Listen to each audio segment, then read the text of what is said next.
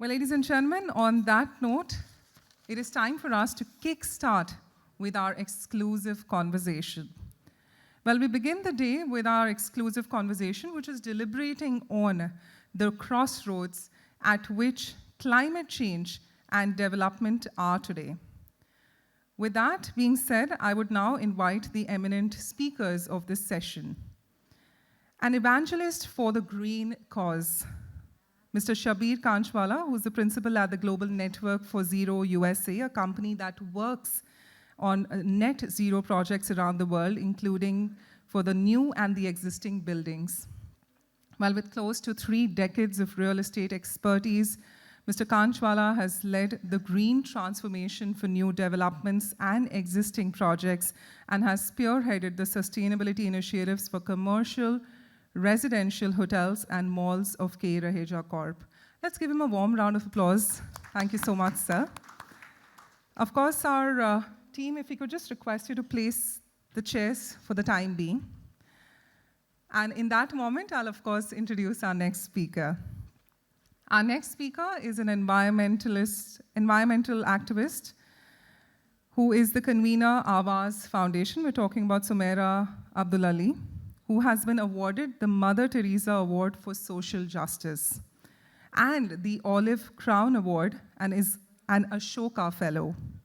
She filed the first public interest litigation against sand mining, resulting in policy change at the state and national level. Her other focused campaign against noise pollution has become a citizens' movement and has forced policy change in India. Let's warmly applaud her and welcome her to the summit today. Also, this conversation is going to be led by the editor of Realty Plus. We're talking about Sapna Srivastava, who's going to be chairing this session. An architect by qualification, Sapna is somebody who's forayed into the field of architectural journalism for more than 15 years back. At Realty Plus, she ensures editorial benchmarks and ideates new editorial products. Also is a member council of the architecture. Previously, she has been a practicing architect. Let's warmly welcome Sapna as well. Well, Sapna, over to you with Shabbir and Sumaira. You've got a great start. We've got some key leaders on the platform today, and I'm sure we leave it up to you, Sapna, to take it forward. Yeah. Thank you, Bhavna, for those wonderful introductions of our speakers. And I'm in the center of two very prominent, distinguished personalities who have done some notable work for our cities and for the society. So no introduction required, as Bhavna has already mentioned. Shabbir Kanchwala is an evangelist for green cause. Ms. Sumaira Abdulali, she is an environmentalist, and her efforts have resulted in some various national and state level policies and laws. So thanks to Sumaira ji. Our theme of this session is at the crossroads. We talk about development. Obviously, we need economic growth. We need urbanization. But in the same breath, we also talk about sustainability, climate change. To me, sustainability and development looks contradictory because the moment you construct something, you are disrupting the environment. So let me put these difficult questions to these notable speakers here.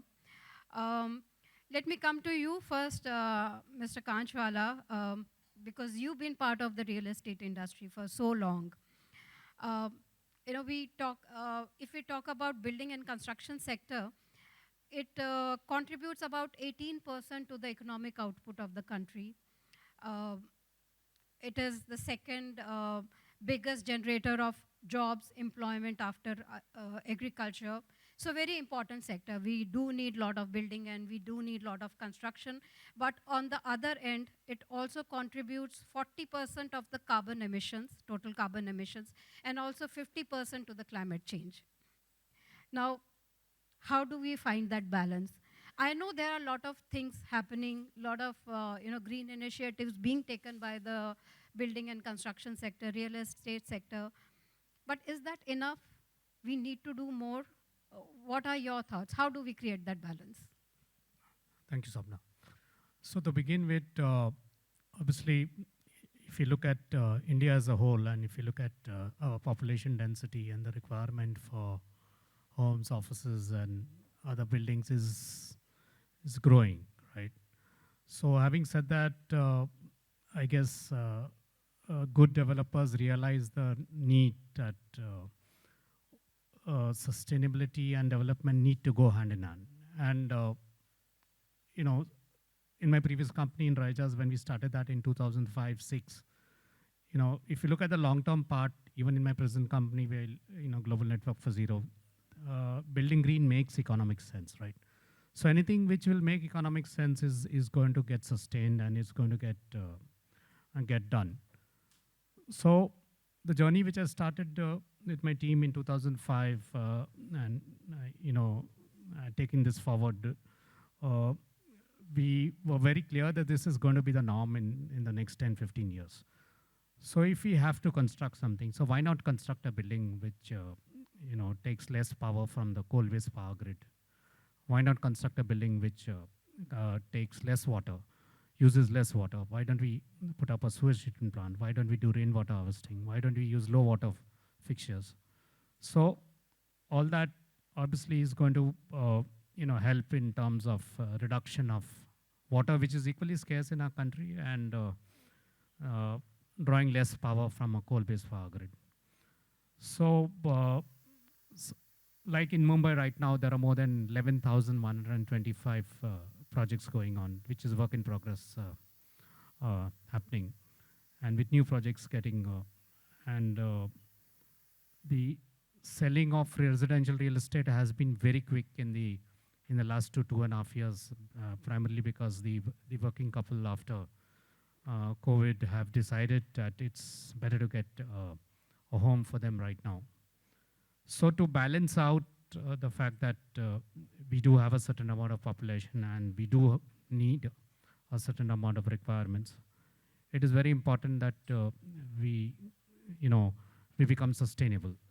So net zero is actually the requirement which is the end of the sustainable cycle. So whether you look at the environment, the social part, the governance part, all that the real estate industry has started embracing. Okay, we have been late, but they have started embracing.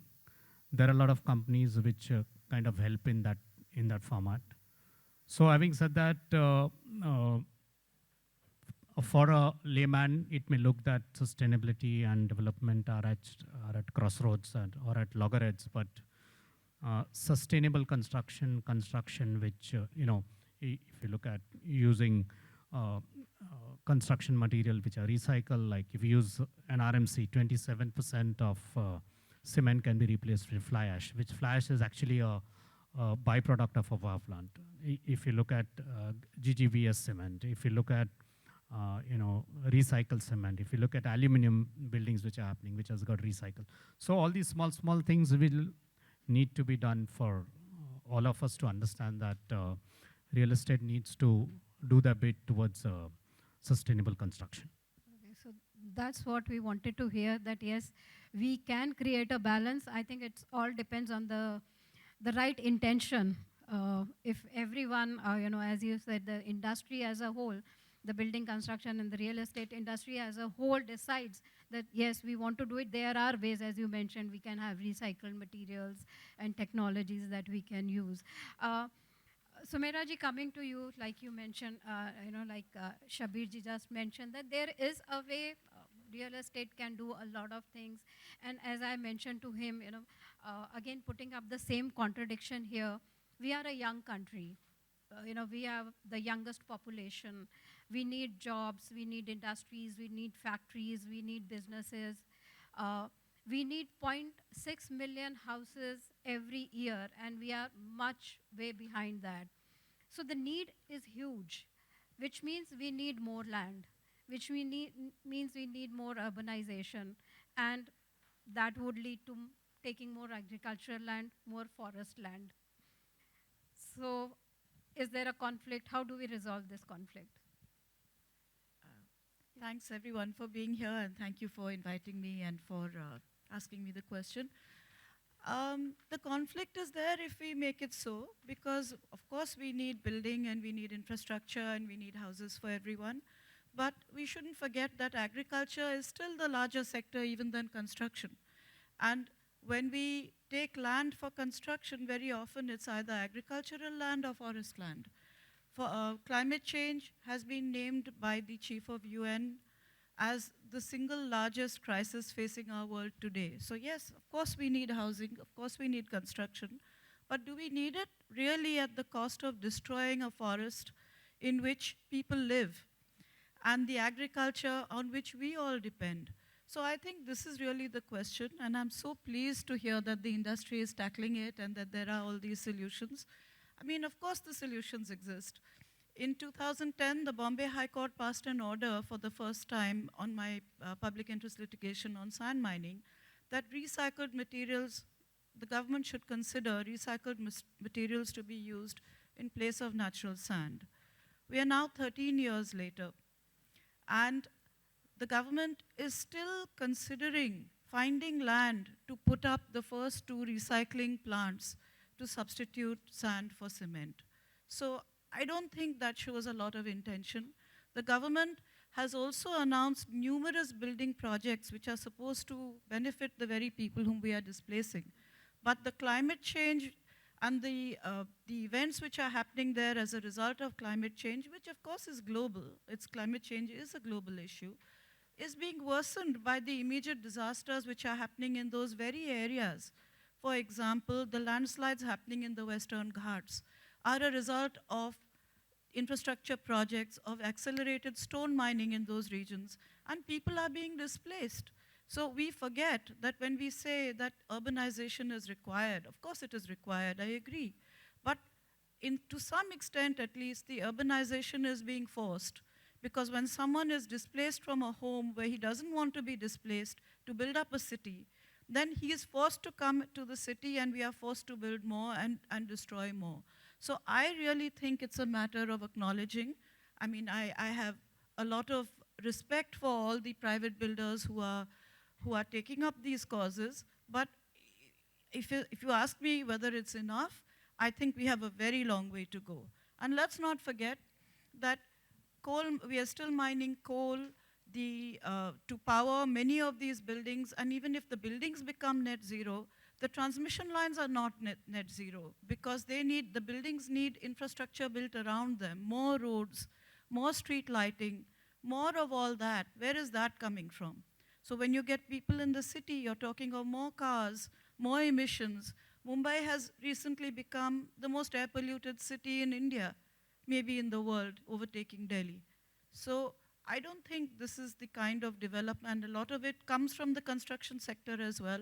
I live next to a construction site, one of the best builders in Mumbai, who has advertised, I mean, I see the billboards, the images are of blue skies and birds and greenery, and some of the advertisement of other builders show that you will be living in a forest-like environment in Mumbai by buying those properties.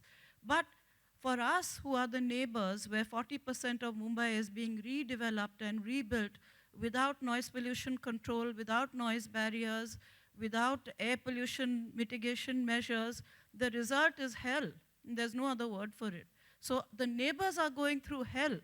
And because the development projects span decades from today, I don't see that that is being mitigated anytime soon. Just coming to this site, I passed major construction sites of both private as well as infrastructure building. Some of those sites have been under construction for over 5 years, some have been for construction over 7 years, and there's no end in sight. So I think the problem we need to look at much more holistically. Do the people we are displacing for our building Mumbai, for our convenience, for the kind of city we want, the kind of urbanization we want, the luxuries that we want, are we really doing them a service? I think this is a question we need to ask. Right. I think we all agree that we do need urbanization. We do need housing for all.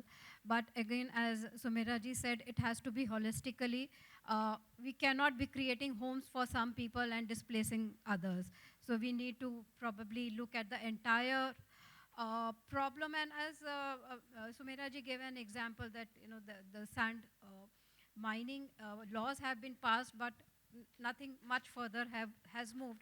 So what we were discussing at earlier also at the speakers lounge is that half-hearted efforts at the government level, at the industry level, everything has to, the intention has to be correct, and probably we will have better results. But again, Shabbir ji, coming to you, Sumaira ji mentioned about pollution. And yes, we do all agree that construction sector is one of the biggest problem in terms of pollution. Reading some statistics, 23% of air pollution, 40% of drinking water pollution, and almost 50% of landfill waste is generated by construction. Your ideas or your suggestions, how do we mitigate this? So obviously, for construction to happen in a way that the noise, the dust, the contamination, the waste which comes has to be controlled. There are rules in our country, and unfortunately, the implementation of the rules is a question mark in terms of how we do it.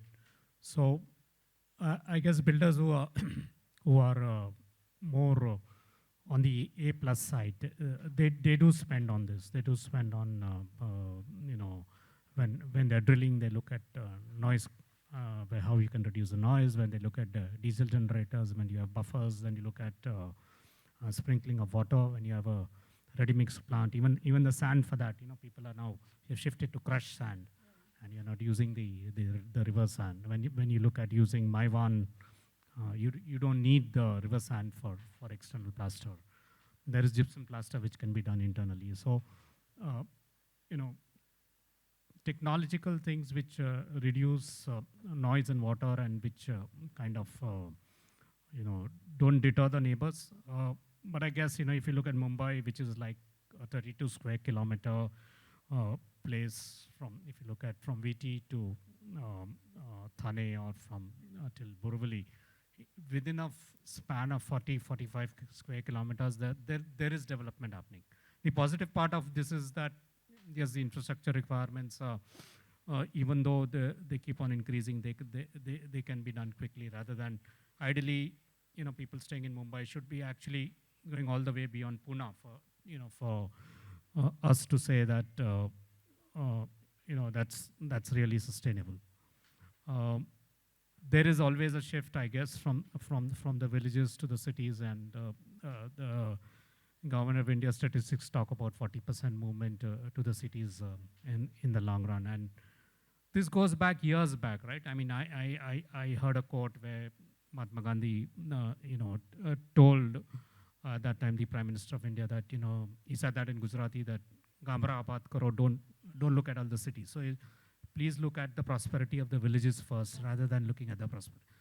So probably we didn't have enough resources to do that, or there were other issues pending at that time. So that kind of, the focus was always on the metro cities and people coming into cities, because the state of our villages, unfortunately, still, whether it in terms of employment, whether in terms of food, whether in terms of poverty levels, we still have a long way to go.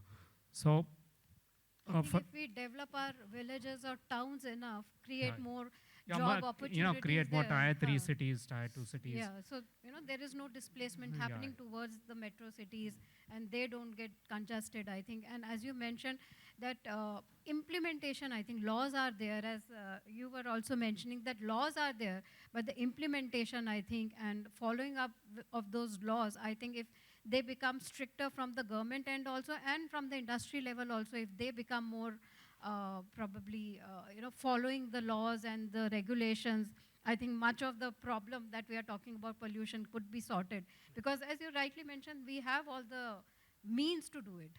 We have all the means to do it. Now, we are sitting here, we are talking about, we have this entire conclave around sustainability. We are felicitating people for doing good work in this area. I see a lot of young people are very vocal about green cause, about climate change. this is a question to both of you. Is there a eco-anxiety among people, as we call it? Are people anxious about the climate change? We are seeing that happening. You know, places like US are getting heat wave, and places like Dubai are getting hailstorm. Pandemic, many says, is the result of climate change. Is there a eco-anxiety among people? Sumaira ji, what do you have to say? Especially the young people. Well, I'm not a young person, so I mean, I would have to speak on their behalf, which they may not like. But the young people I have spoken to uniformly have various types of anxiety, and mental health is an issue. Climate change is a leading cause of that, and that's not me answering, that's the UN answering. Right. So, and they have conducted those studies. So yes, it is definitely a problem, and it's very obvious that that's the world that they are going to inherit and they are going to live in. So they would be anxious because that's going to be their day-to-day lives. And therefore, when we plan the world that we are leaving to them, we all have children, grandchildren, whatever we have. It's very important that we leave the world that we would ourselves like to live in and not think that, well, it's far in the future, it doesn't matter, you know. We can go on polluting now because they'll sort it out later, because that's giving them these mental health anxieties, and it's our responsibility as parents, as grandparents, to look after them and their mental health and their anxiety. I would really wish that the Builders Association would, for example, not wait for the government and come forward and show us those projects which are leading the environmentally friendly projects right from the building and the planning stage up. For example, when all trees are cut on a building site, and it's assumed you're starting from a blank slate, I would love to see the developer who comes forward and says, I will retain these trees, or I will show you that the material that is being, the debris which is on site for reconstruction is being being treated on site, as is done in many Western countries.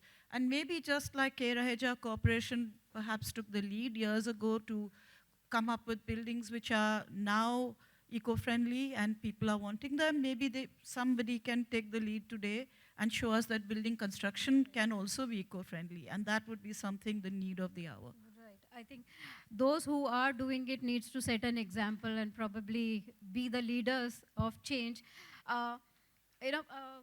You have been talking about planning with purpose. That has been your philosophy. So what would you like to tell the audience about this planning with purpose? How can we follow that? See, planning with purpose is actually for the younger generation, right? I mean, the millenniums. I mean, you'll be pleasantly surprised that there are a lot of millenniums who now,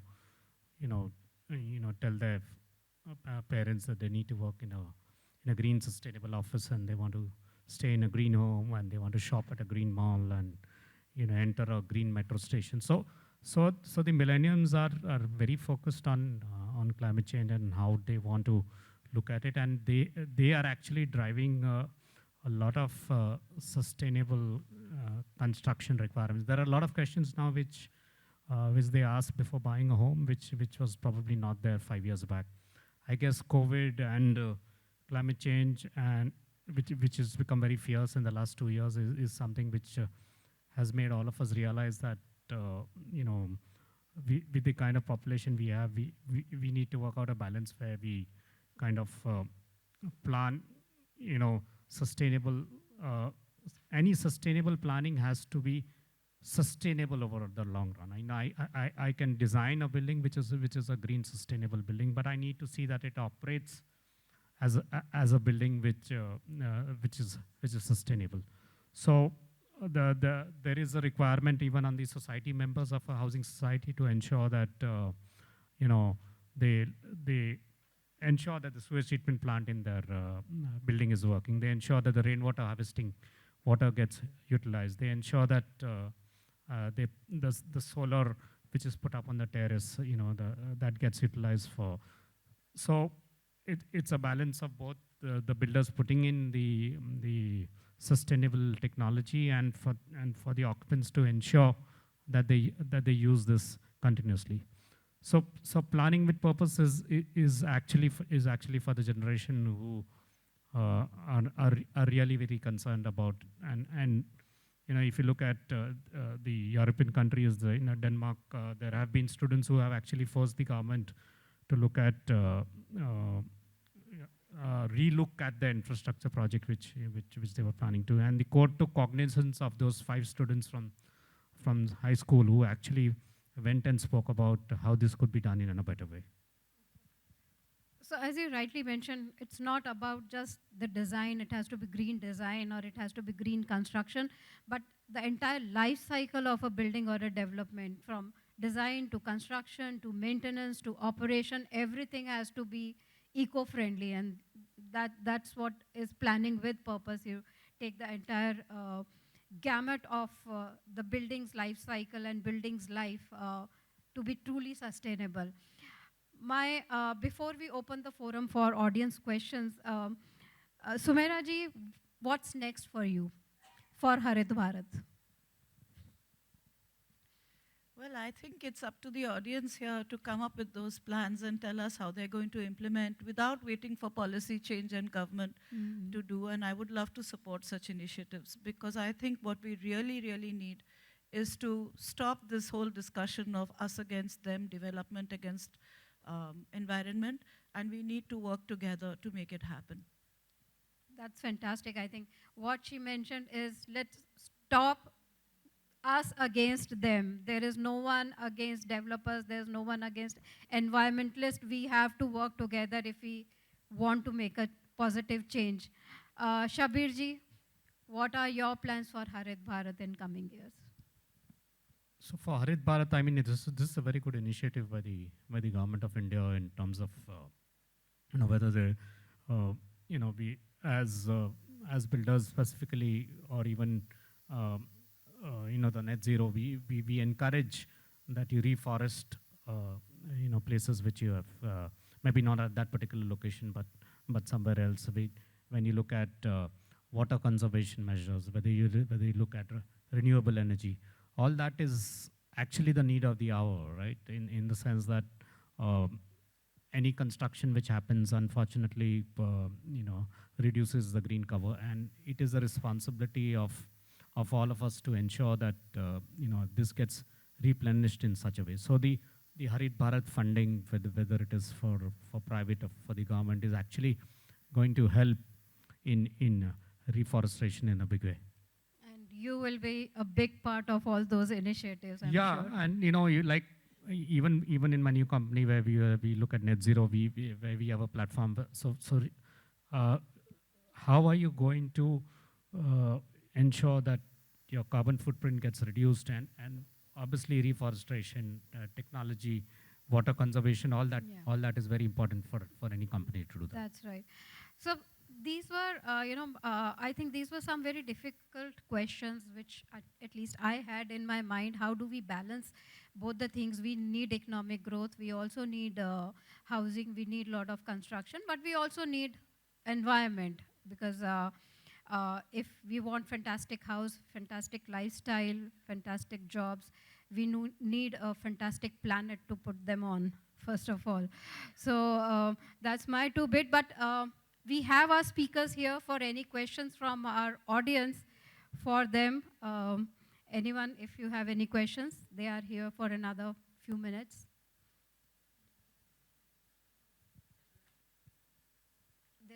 Can we pass the mic?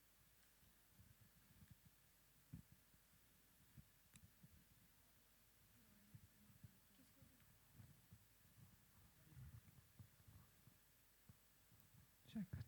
We'll be entertaining few audience questions, starting with you, sir.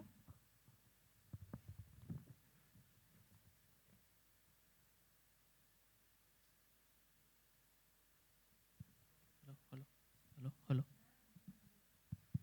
Yeah, hello. Hi, thank you for sharing your insights. I'm Jay Soda, founder of smartcityhome.in. My question is to Shabbir ji. On the trending technologies like digital twins and drone and all these kind of IT technologies that are coming up, and probably will be playing a role in the real estate sector also. apart from many other sectors which it is touching upon. So how do you see these technologies helping in sustainability, number one? Contradictory to it, it is adding to data centers, and data centers are also, evil for the sustainability part. But on the other hand, it is also a boon to help developing, the real estate in a way that it is going to consume less carbon and all these things. So both the things are happening simultaneously with these kind of trending technologies. So how do you see this development?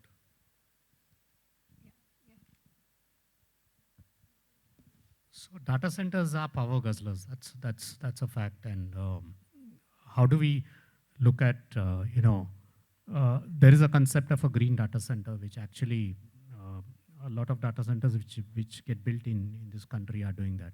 What do you mean by a green data center? It means that whatever power you are using in your data center, it needs to be replaced with a solar farm. If there's a solar farms in the interior of Maharashtra, and if there is a data center, because majority of the data centers are in Mumbai and Chennai, and because that's where the cables come from, from the ocean, and that's why they are concentrated at these locations. So the requirement of power needs to be offset with a large solar farm, which needs to be offset with looking at technology and how you can reduce, because the equipment in the data centers, they need two air conditioning, one at the bottom level and at the top level. And you're talking about 16 degrees and 18 degrees, and those kind of requirements obviously throw up a lot of carbon in the atmosphere. So they have to be offsetted in such form. So the positive part about data centers is obviously we are using less paper. We are putting everything on a note on the iPhone. If you looked at the new iPhone 15, even on the other hand, apart from that, data centers, because of the technology, the kind of drones, what painting it can do without that human efforts, all those things also add in terms of spending less time for completing the project. In that context also it's helpful. But after all, it is leading to the data center through which it is happening. So that's what I'm trying to... Yeah, so there has to be a balance, right? I mean, so if you ask me personally, climate change and the number of people which we have in the world, that is always, debatable. And with the number of people which we have in the world, and we have already passed that requirement of one planet. There are a lot of studies by the UNFC where they talk about, we are in 2023, but actually we have passed the amount of people on the planet. We have passed that somewhere in 2010. So we have already passed that 10 years back. So we are actually now living on oxygen. If you look at... So, as Shabbir ji is saying, and what we are discussing, at what you also mentioned, that it's a necessary evil that we have to live with. We want data centers because world is getting digital. Being digital is good because it will consume less paper, less trees will be felled for that. But data center themselves are a guzzler of electricity, and so again, I'm sure there are technologies which are happening. There are a lot of, in data center also, there are technologies being developed for lesser electricity. They are very expensive as of now with water and all. They are doing all the cooling systems which are being tested.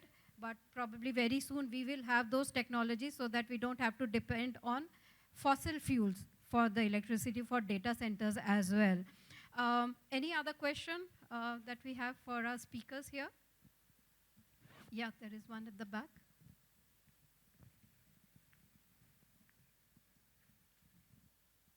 Hello.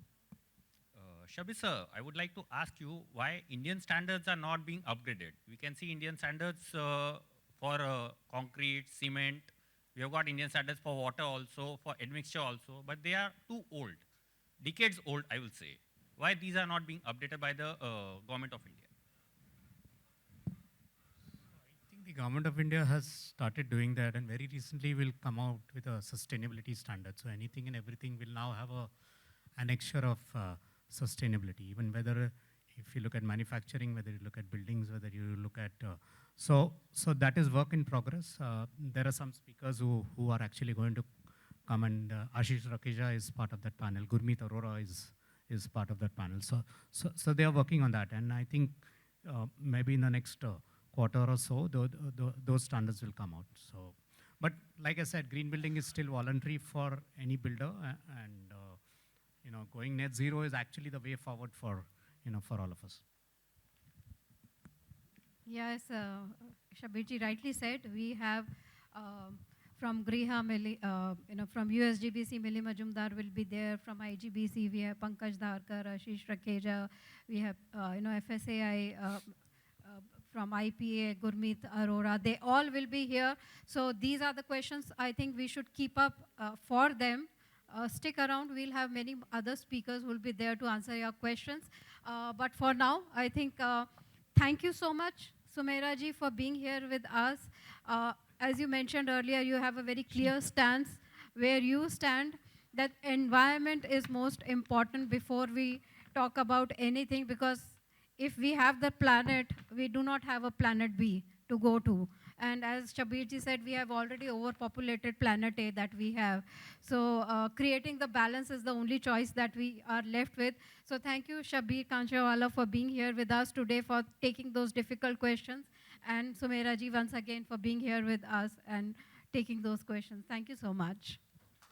Ladies and gentlemen, a big, big round of applause for our speakers. May I request Sapna to kindly help us with the mementos to both our eminent speakers. Just allow us a moment. First, we'll get the mementos being passed. So, of course, a very enlightening discussion, their thoughts on Harit Bharat. Let's give them a big, big round of applause. Thank you for joining us and contributing to all our discussions. Of course, your thoughts are deeply valued.